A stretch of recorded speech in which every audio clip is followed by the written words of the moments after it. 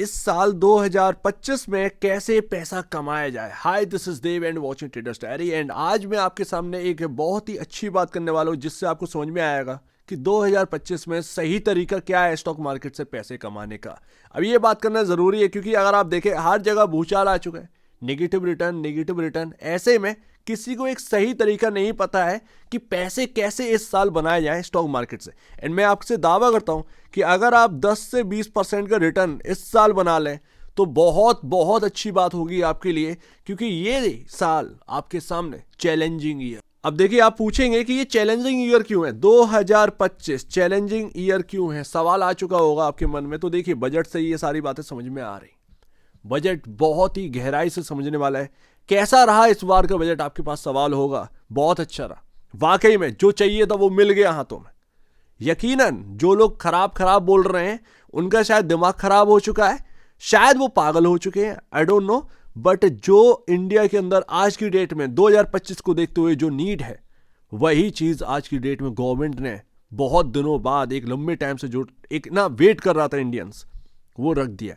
तो यहां पर आपको समझना होगा। बट बजट ये कह रहा है कि 2025 काफी चैलेंजिंग ईयर है। इसने सब कुछ समझा दिया, सीतारमन जी ने जो बोला उससे समझना जरूरी है। 2025 चैलेंजिंग ईयर है।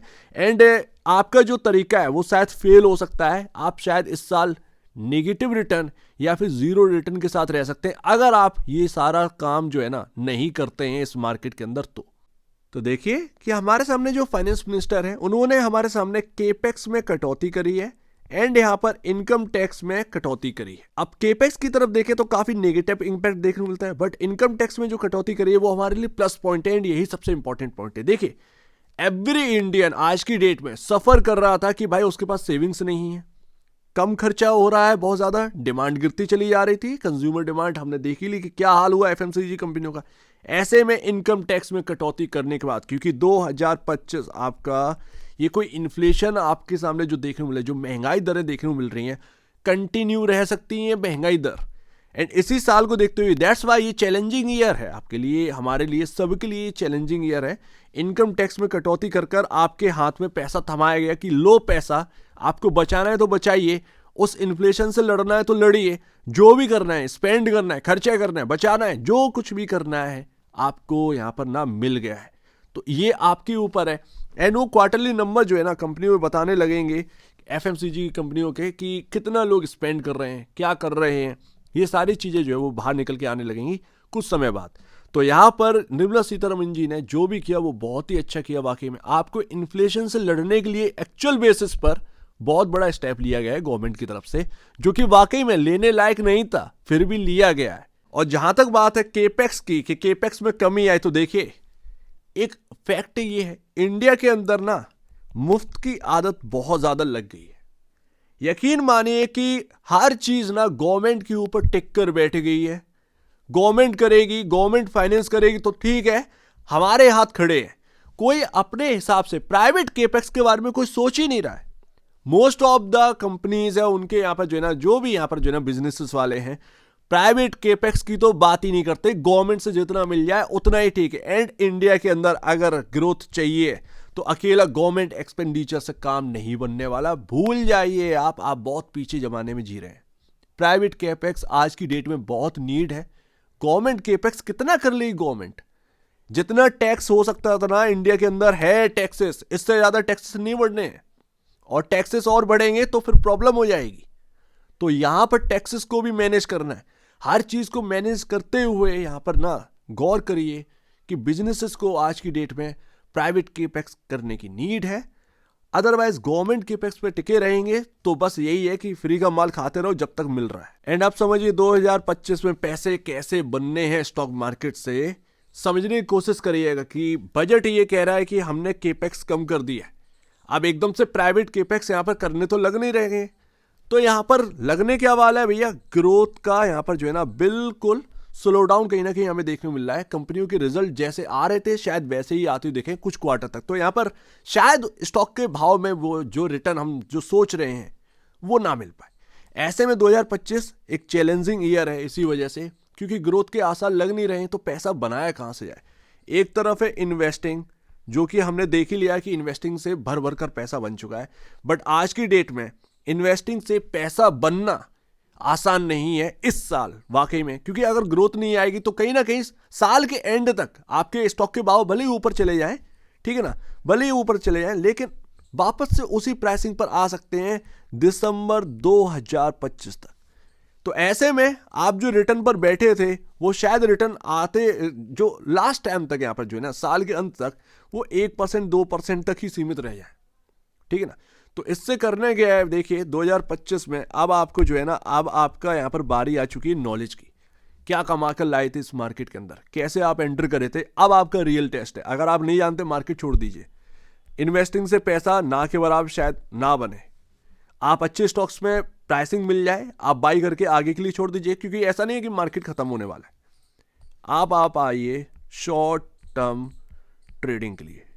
यस, यकीनन शॉर्ट टर्म ट्रेडिंग वीक, ठीक है, आपके सामने मंथ, 2 महीने स्टॉक पिकिंग आपको आना चाहिए। यकीन मानिए ये आपके पास अब ना जो नॉलेज थी उसका टेस्टिंग का टाइम आ चुका है।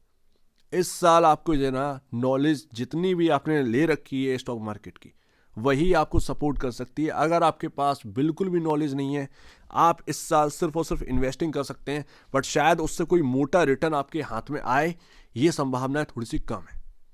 तो वो अलग बात है कि मार्केट भाई इतना गिर चुका है शायद रिकवर करे, बट वो लग नहीं रहा है बिकॉज ऑफ बजट। यहाँ से समझ में आ गया कि भाई इन्फ्लेशन से लड़ने के लिए जो भी कर रही है गवर्नमेंट यहाँ पर दे रही है पैसा, आपके हाथ में कुछ पैसा रहने चाहिए, बस इससे ज़्यादा और कुछ नहीं है। लग नहीं रहा है कि कोई ग्रोथ वाली साल है, ठीक है ना। तो यहाँ पर वीक में आपका जो है ना शॉर्ट टर्म ट्रेडिंग के लिए कुछ ना कुछ पिक होने चाहिए।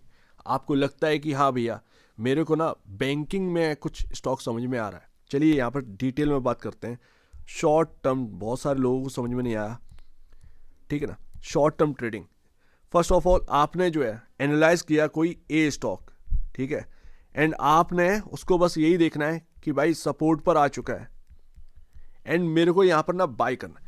तो भाई शॉर्ट टर्म के लिए सिर्फ और सिर्फ एक हफ्ते आपको लग रहा है कि एक वीक में मेरा पैसा यहाँ पर 2-3% मेरा का निकल आएगा, 3-3.5% आराम से ये रिटर्न दे जाएगा। आपने उस स्टॉक को उठाया, ए स्टॉक को, आपने उसमें स्टॉप लॉस रखा एंड आप लग गए उसमें भाई रिटर्न के लिए। अब आपका अगर आपका तरीका जो है, आपकी नॉलेज जो है वो अगर ठीक बैठ गई है आपके एनालिसिस के हिसाब से, बिकॉज ऑफ ये कोई छोटा मोटा काम नहीं है कि आप स्टॉक पिकिंग कर ली और बस यहाँ पर खेल हो गया। यही तो बात है कि आपका रियल टेस्ट अब होने वाला है। आप जो नॉलेज कमाए हैं ना इतने दिन में, वो उसका यहाँ पर ना परीक्षा आ चुकी है। अब आपने वाकई में कोई नॉलेज कमा रखी है तो वो काम करेगी, नहीं कमा रखी है नहीं करेगी। तो शॉर्ट टर्म पिक अगर आप निकाल पा रहे हैं, उसमें सपोर्ट एंड रेजिस्टेंस आपको समझ में आ रहे हैं, स्टॉप लॉस रखो, चेस करो, 2-3% निकले बुक करो, बस ऐसे यहां पर ना आपको काम कर सकते हैं आप इस मार्केट में, तो शायद आपके हाथ में रिटर्न बनता रहे। अदरवाइज इन्वेस्ट कर दें किसी एक पर्टिकुलर स्टॉक के अंदर, शायद वो आपका पिक थोड़ा सा फीका पड़ जाए, शायद आपका यहां पर ना, क्योंकि अगर उस कंपनी की ग्रोथ नहीं आई, उस नंबर्स में ग्रोथ नहीं आएगी दिसंबर 2025 तक, क्या रिटर्न बनेगा कुछ पता नहीं है उस स्टॉक से। बट आप इस साल जो है चैलेंजिंग ईयर है, तो कहीं ना कहीं शॉर्ट टर्म ट्रेडिंग करके पिक ढूंढ कर उसमें इन्वेस्ट कर कर स्टॉप लॉस रख कर एक स्टॉप लॉस तय कर लिया कि भाई सपोज 70 रुपए का स्टॉक है, मेरे को यहाँ पर ना स्टॉक समझ में आ गया कि हाँ भैया ये बहुत ही इंपॉर्टेंट रेंज पर आ गया है, मैं यहाँ पर बाय करूँगा।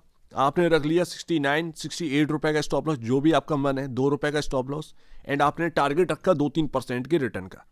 तो यहाँ पर आपने 2-3% रिटर्न कमाए, आप बुक करें, 2-3% रिटर्न आपके हाथ में आ गए। ऐसे ही आप अगर यहाँ पर ना साल पर 20% का रिटर्न निकाल लेते हैं तो आपके लिए बहुत होगा। एंड दैट्स वाई 2025 जो कि मैं कह रहा हूँ चैलेंजिंग ईयर, इस बात को आप समझिएगा कि इस साल इन्वेस्टिंग से शायद उतना पैसा ना बन पाए, ठीक है ना। किस सेक्टर में कहाँ पर क्या बूम आना है पता नहीं है, बट काम कुछ ना कुछ यही करना है। शॉर्ट टर्म ट्रेड करिए, एक हफ्ते के लिए रखिए उस स्टॉक को, अगर आपको लगता है एक हफ्ते में रिटर्न दे जाएगा मेरे को, एक महीने के लिए रखिए, इससे ज़्यादा नहीं। एक स्टॉप लॉस रहना चाहिए, एंड अगर आपने 20% निकाल लिया रिटर्न तो बहुत बड़ी बात है। वाकई में ये काफ़ी चैलेंजिंग ईयर है, एंड बस अब आपके नॉलेज का यही सबसे बड़ा टाइम है। लेकिन एक और बात यहाँ पर ध्यान रखिएगा, रिस्क तो रहेगा ही, लेकिन दूसरे के भरोसे पर बिल्कुल मत चलिएगा। कोई यूट्यूबर अगर आपसे ये कह रहा है कि ये खरीद लो वो खरीद लो, विदाउट एनालाइज आप ये खरीदिएगा नहीं। कोई टेलीग्राम चैनल अगर आपसे ये कह रहा है तो बिल्कुल नहीं करना है ये काम। कोई पिक किसी और की नहीं लेनी है, बिल्कुल मत लीजिएगा। खुद का एनालाइज करिएगा, खुद का एनालाइज करना है, उसके बाद ही अगर आप ये काम जानते हैं तो ही करिएगा, नहीं जानते तो दूर रहिएगा। आप इन्वेस्टमेंट करिए, छोटे मोटे स्टॉक अगर आपको मिल जाएं निचले लेवल पर उनमें बाय कर लिए, जैसा भी हो आपका मन वैसा करिए। बट ये बहुत ही रिस्की भरा काम है। जो लोग ये कम कर एक्चुअल में कर पाते हैं मार्केट के अंदर, जो पिक ढूंढ पाते हैं, कर पाते हैं, ट्रेडिंग कर लेते हैं थोड़ा बहुत, उन्हीं के लिए ये सब कुछ काम बढ़िया है भाई। अदरवाइज आप धीरे से इन्वेस्टिंग करते चलिए आगे की, उसमें आपका यहाँ पर ना कोई रोल नहीं है। आप फालतू में कुछ कर लेंगे, आपका यहाँ पर ना 20% तो छोड़िए 50% का नेगेटिव रिटर्न आपको मिल जाएगा। ठीक है, तो ये काम बहुत रिस्की है। अगर आप जानते तो यहाँ पर ना सोचिए, नहीं जानते तो दूर रहिए। ये मेरा सीधा सा कहना है। और किसी यूट्यूबर, किसी टेलीग्राम वाले की बात में नहीं आना है। कहीं भी फालतू में पैसे मत दीजिएगा, सब आपकी जेब काटने के लिए बैठे हैं, ध्यान रखना। तो इस साल निफ्टी किधर जाएगा पता नहीं, बट शॉर्ट टर्म ट्रेडिंग अगर कोई कर पाता है तो उसका ही ये साल रहने वाला है, और किसी का ये साल रहने वाला नहीं है। शायद वो इन्वेस्टिंग में पैसा उतना ना बने जितना कि हम सोच रहे हैं, क्योंकि कंपनियों के रिजल्ट काफ़ी ख़राब आ चुके हैं, और थोड़े से अगर ख़राब आए तो वो क्या ही पैसा बनेगा स्टॉक में। तो वो बात है, भले वो स्टॉक वहीं तक टिके रहे, बट बात ये हो जाती है कि 2025 के अंत तक आपके पास रिटर्न कितना है। तो 1% से क्या ही मेरा बनेगा। हम बैठे हैं जून जुलाई में 20% रिटर्न पर किसी स्टॉक में, लास्ट में आकर वो 1% रह गया, कोई मतलब नहीं है। एंड यही होना है इस मार्केट के अंदर। अभी हाल फिलहाल इस साल बहुत चैलेंजिंग ईयर है वाकई में। सो देखते हैं क्या रहता है। बट एंड लास्ट मैं यही कहूँगा कि जो यहाँ पर पिक ढूंढ लेता है, जो थोड़ा सा भी यहाँ पर जानता है चार्ट के बारे में कि कैसे ढूंढा जाता है, कैसे स्टॉप लॉस लिया जाता है, वही यहाँ पर शॉर्ट टर्म ट्रेडिंग का सोचे। अदरवाइज बताना, और मुझसे मत कहिएगा कि नेगेटिव रिटर्न मिलेगा, क्योंकि पता नहीं आप कैसे एनालाइज कर रहे हैं। आपके ऊपर है, आपकी नॉलेज का टेस्ट है बॉस। लेकिन ये शॉर्ट टर्म ट्रेडिंग वालों का ही यहाँ पर टाइम आ चुका है, ये साल उन्हीं का है। तो आप दीजिए मुझे वीडियो देखनी हो तो धन्यवाद दोस्तों।